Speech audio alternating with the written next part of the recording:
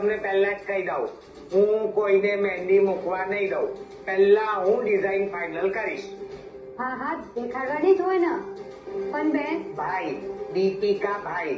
દીપિકા ભાઈ, મહેંદીની ડિઝાઇન વધુને જોઈને જ નક્કી થાય. અમને કન્યા તો જોવા દો. હા, કેમ નહીં? આ રહી, જોઈ લો.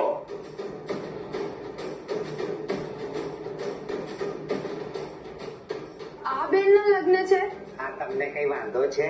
ના, પણ આ બેનના અને ઘરના કોઈના ચહેરા ઉપર કોઈ રોનક જ નથી દેખાતી.